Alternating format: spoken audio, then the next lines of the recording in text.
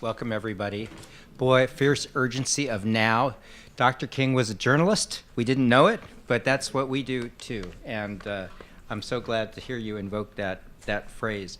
I was asked very briefly to in welcoming you, say a couple words about why why we think at WNYC and New York Public Radio that diversity is so important, which seems a little bit like preaching to the choir, but the obvious answer to me is because we can't do our jobs as journalists without it.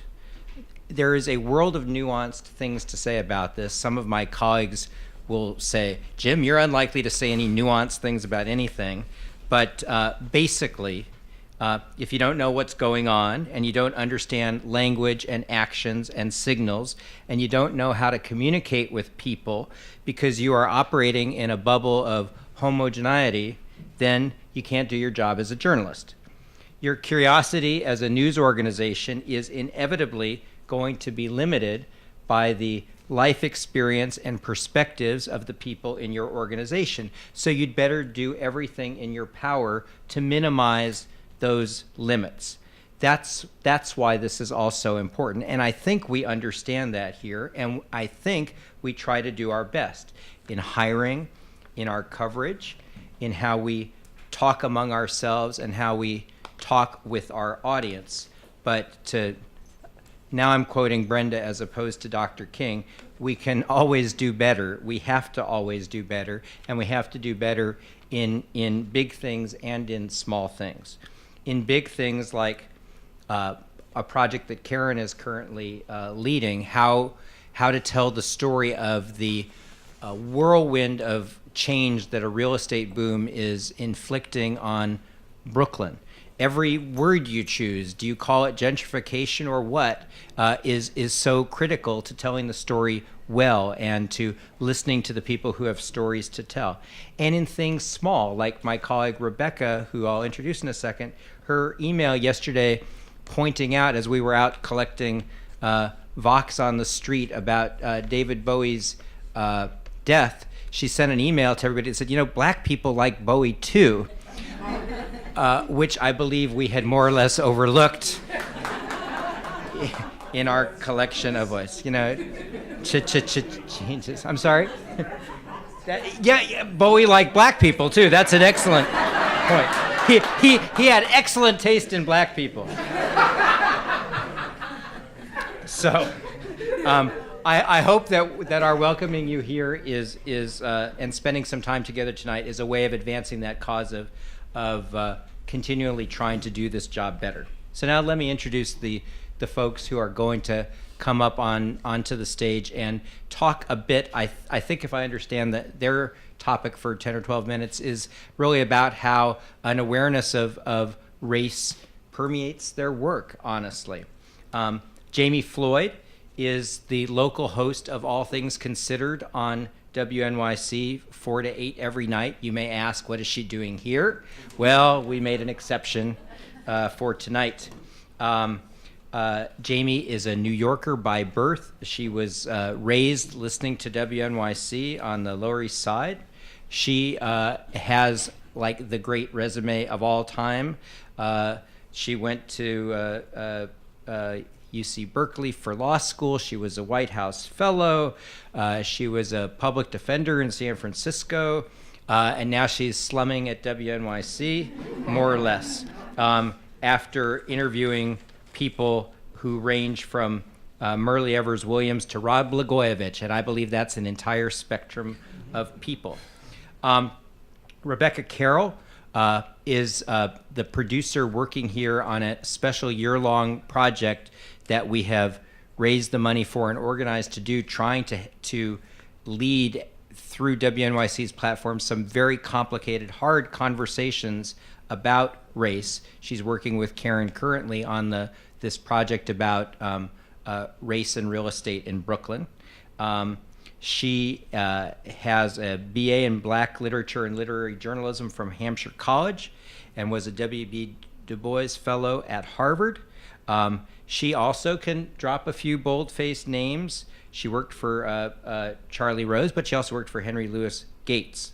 And we are thrilled that Rebecca and Jami joined us in the past 8 months or so between them. And I'm glad that we can welcome them to the stage to talk to each other and then with you. So let's bring them up on stage.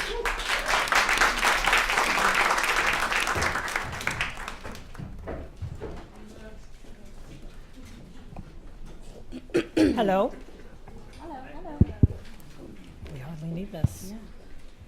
Oh, look at you with your My little device. electronic device. I still have the... Thank you, Jim, for that generous introduction. And thank you all for being here. My little device, of course, decides not to function. Technology.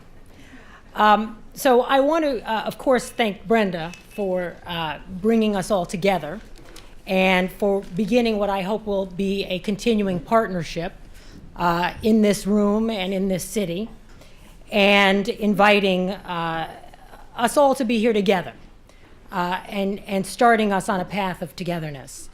Rebecca and I thought we would continue this conversation by sharing with you 3 aspects of our lives: the professional, the political, and the personal, cultural aspects of our lives. Really speaking honestly in this room with all of you about these facets of who we are, only to open up the conversation to you so that we can then begin a dialogue. So first to you, Rebecca, with a question about the professional.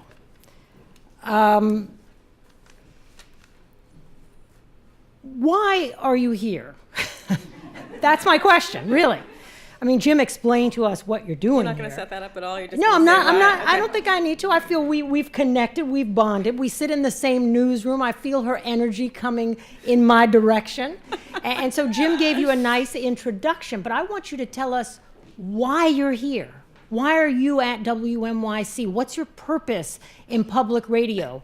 Why are you here? Not a very big question, really. I like to say I've been in this game making rap tunes, long as honey's been wearing Sassoons. I've been in this industry for a very long time, and I've had, a range of experiences that almost always involve race, and as it turns out, that is part of my work. I've written extensively on the subject. I have lived the subject, but I had recently taken some time off, a year to be exact, to really reflect on what this industry means to me.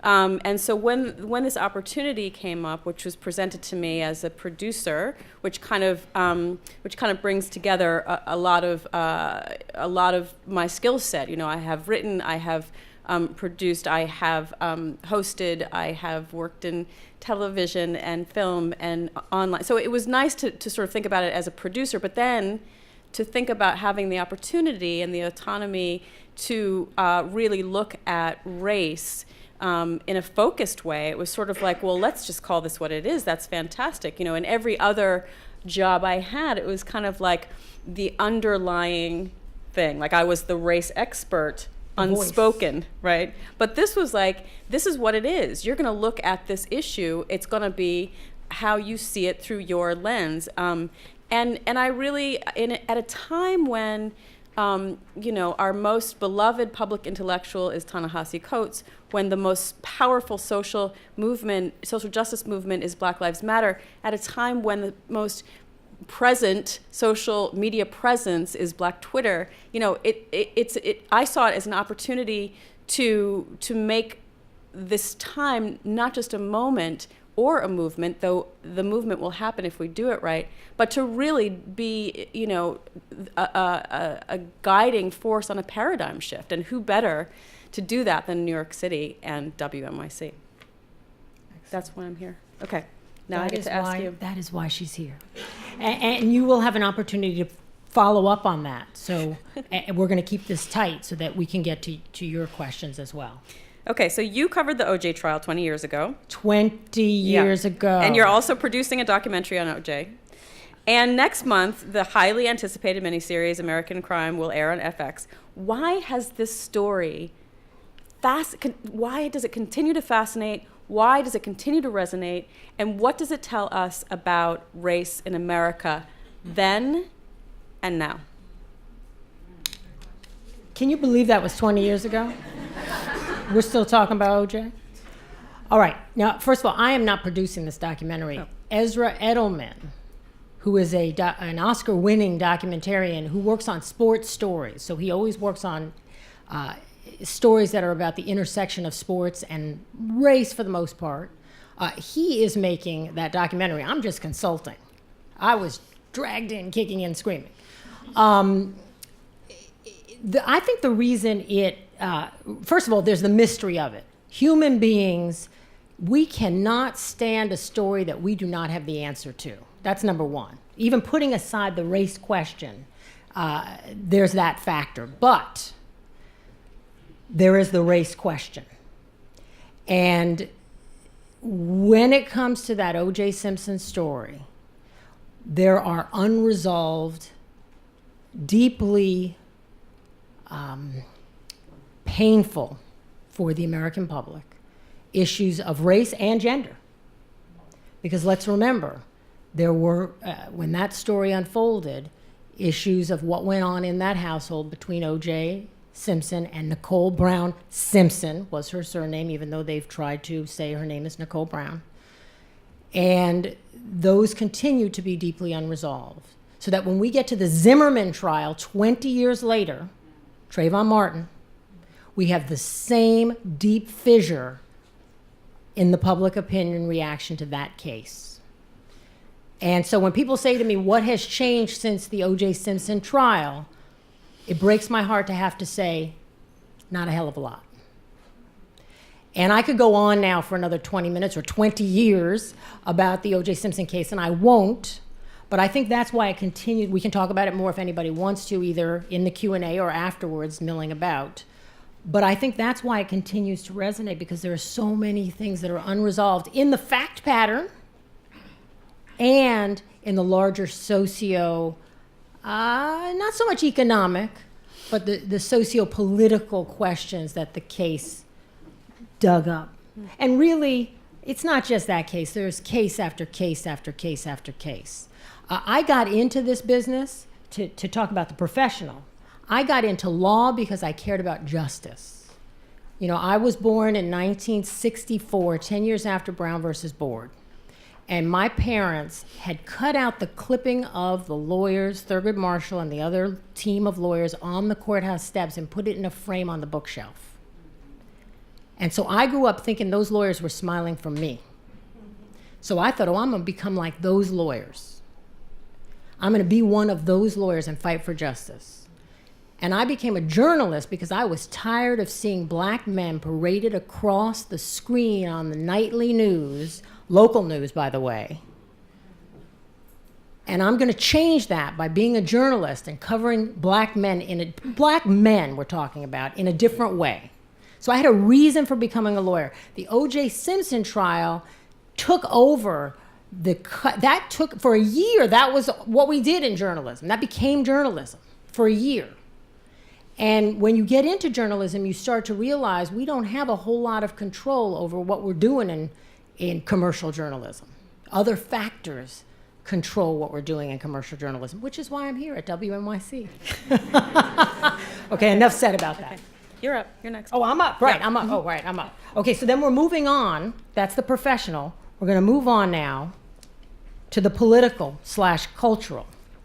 And I'm going to ask Rebecca a question about something she wrote, because she's a brilliant writer and she's written much. And if you've not already done so, but I think you probably have because you've done your homework, you wrote in the New Republic in a piece that received a lot of attention at the time, quote, "At nearly every job I have ever had, I have encountered some sort of racial incident, either personally directed at me or witnessed by me as a third party." And just for some context, Rebecca has been working in newsrooms at that time 28 years, now about 30 years, since she was 28 years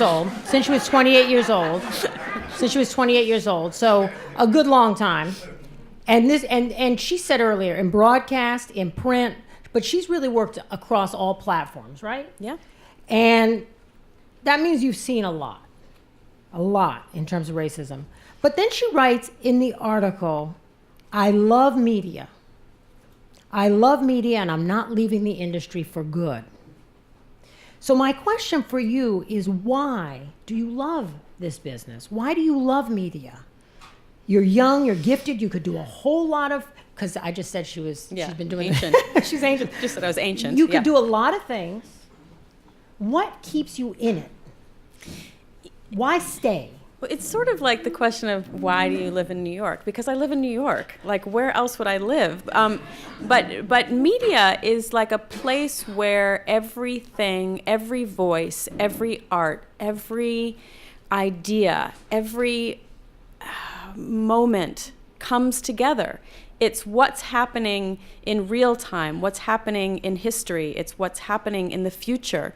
It's where everything comes together. And that is what I want to be part of, and that is how I want to live, and that is what I want to pass on to my son. That is, that you are in the present, but you are taking in all of these different kinds of voices and visions and languages, and there's nowhere else that what is happening in culture is where you can really bear witness to what's happening in culture. So is that what you feel you're doing as a journalist and as a writer? You're bearing witness? Yeah. Oh, for sure. I'm bearing witness, and I'm also becoming, more of who I am. I mean, I think that if we're lucky, we choose a job or a field or an industry that helps us to become more of who we are until we're done being who we are, and we are, that's the end of the life. But I don't think you stop individuating. I don't think you stop, taking in things that will help broaden your scope and progress your thinking and grow your imagination. And to me, media is where that happens. Okay, you want to do the kid thing, or should I do the kid thing? You can do the kid thing. Okay. Do we want to go off book here? We could go off book because Okay. you just talked about, you mentioned child. Okay, so the last thing I wanted to ask about is another beautiful piece she wrote. This one is so moving because if you look this up, you'll see a lovely picture of Rebecca as a child with her parents, which was just lovely. And I wanted to have it up here, but I couldn't get it together. But the name of the piece is fabulous. Mom, why is everyone here white? What my son knows about race that I never did. And it's really about the homogeneity of the community in which you grew up. And the way in which you really saw it clearly for the first time through the eyes of your son. So my question for you is, what have you learned from your son that informs you in your work, if anything? So just to give a little context, I was adopted into a white family and raised in an all-white town, and could not get out quickly enough. But that piece was referred to an experience that happened 3 or 4 years ago. My son is now 10. He was probably 6 then or 7, and we were out to breakfast at a local place with my parents, and he literally leaned into me and said, "Mom, why is everyone white here?" And it was his first awakening, really, of the fact that he's growing up in a city surrounded by black and brown folks, and that his mom, who is black, grew up in this all white sterilized community. It was such a it was really a trenchant moment because And he you can hear my ear. He asks it in a factual way. Yeah. Not in a judgmental way. Yeah. It's just a question. So a couple of things happened there, which was, one, I felt very proud as a parent that he was able to call that out and feel like there was something wrong with that's not the environment that he wanted to be in. And two, really realizing that, he was testifying for me that at his age, that's all I knew. and that I was internalizing that at that time. And I've been writing about that since. But he really validated that experience for me, that it really did matter, that it wasn't just about, I mean, we can get into a whole other conversation about interracial adoption, but, that love will conquer all and all that sort of thing. But I really felt that everybody was white around me at that time, but I didn't have anybody who I could bounce that off of. So I would say what he has taught me is that my experience is valid, and that what I have been writing about all this time is real. Right. Yeah. Right. Should I ask you another question? Sure. I do want to We say, should get questions before you ask the last question, her writing on adoption is beautiful. We don't have time for it here because we just can't keep going because we want to get to your questions. But I did want to work that in. Maybe we'll do a whole nother green space event on adoption. Okay, now I think we have time for one more. Okay, go, should go, go. Should I do I'll the do it personal quick. or the political cultural? Oh my gosh, we have 2 more on there that we didn't Yeah, get to? you just asked 3. Do the personal because it's sweeter, I think. Okay. I don't know quite So, what it is. As a Black mother who works in media, how do you encourage and/or hope for your children to consume and use the media, especially with the proliferation of ways it can be I consumed? wish they put down the damn screens. And put the those increased screens down. circulation of visual coverage in which Black people are being killed. Right. Yeah. Okay, this is easy. It's not easy. The answer isn't easy, but I can do it quickly. And that is I try to teach them to be skeptical consumers of media. Even though I'm in media, I want them to consume a wide variety of media and to be skeptical and critical consumers of media. And I guess with a parent in media, my son is so cynical, I think I've overdone it. But I do try to get them, skepticism is healthy. And so I try and encourage that. And I'll try and just stop right there so we can get to your comments, questions. And we're going to bring up the others, aren't we? Aren't Jim and Brenda, aren't you going to come back up? Oh, good. Yay. That was good. That was a short last answer.